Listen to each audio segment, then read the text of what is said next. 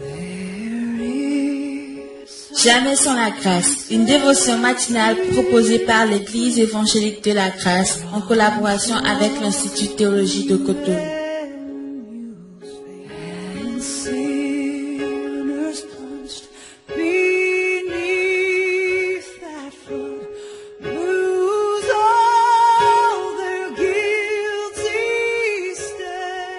Bonjour chers amis, chers internautes, nouvelle journée, nouvelle provision, bienvenue dans la dévotion de ce matin, la dernière de la semaine. Bienvenue dans la dévotion de ce matin, nous lisons Ésaïe chapitre 42, le verset 3 où il est écrit « Il ne brisera point le roseau cassé et il n'éteindra point la mèche qui brûle encore. Il annoncera la justice selon la vérité. » Amen. Nous sommes creux et fragiles. Et les différentes épreuves malheureusement de la vie viennent encore nous creuser davantage parfois. Les épreuves nous creusent et le vide en nous devient parfois de plus en plus important.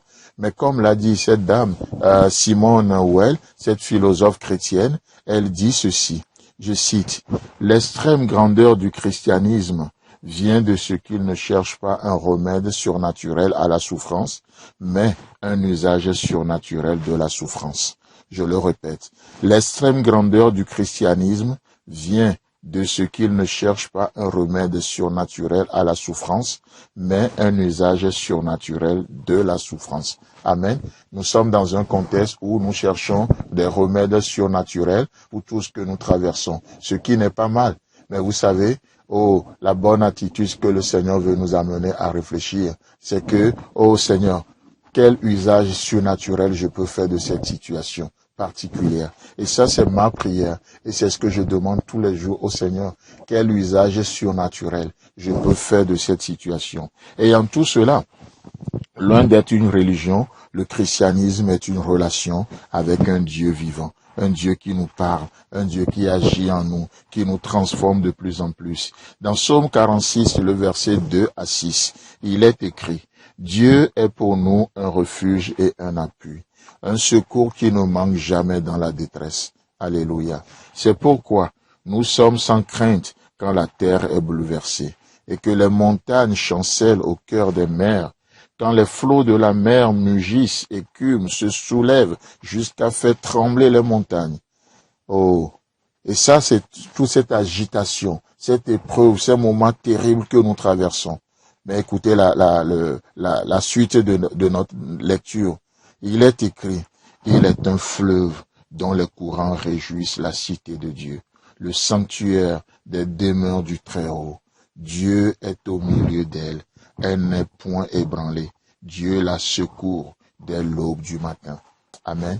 Cela parle de l'œuvre de Dieu dans nos moments difficiles. Lorsque les épreuves de la vie viennent pour nous creuser davantage et ce vide devient de plus en plus grand, l'incompréhension devient de plus en plus importante.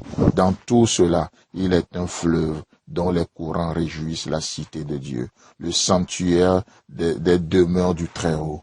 Dieu est au milieu d'elle. Elle n'est point ébranlée. Je proclame, je déclare ce matin que peu importe ce que tu traverses, Dieu est ta force, il est ton appui. Dieu est pour toi un refuge et un appui. Tu ne seras jamais ébranlé.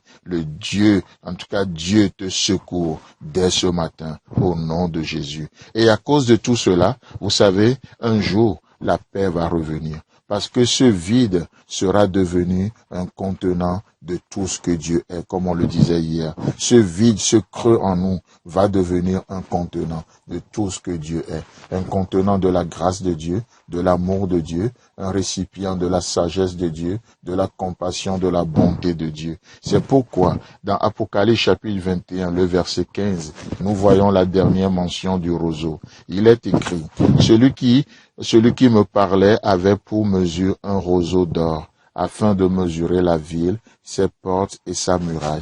Amen. Ici nous retrouvons encore une fois le roseau, la dernière mention de roseau.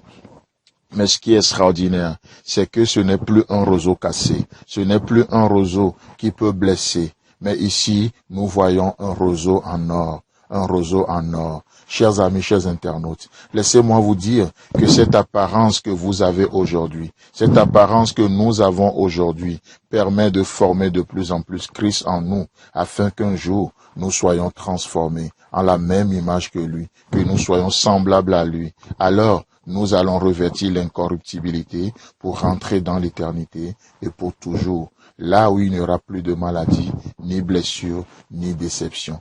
Que le Seigneur vous bénisse. Je vous souhaite un agréable week-end. Et si Jésus tarde à venir, on se retrouve la semaine prochaine. Tout le temps que nous avons. Si vous avez aimé cette dévotion, parlez-en à vos amis. Parlez-leur du message de la grâce et de ce qu'il fait dans vous. Pour un sujet de prière, une question ou plus d'informations, contactez-nous. Téléphone 64 88 35 87 ou 96 42 69 05 ou par WhatsApp au 94 75 81.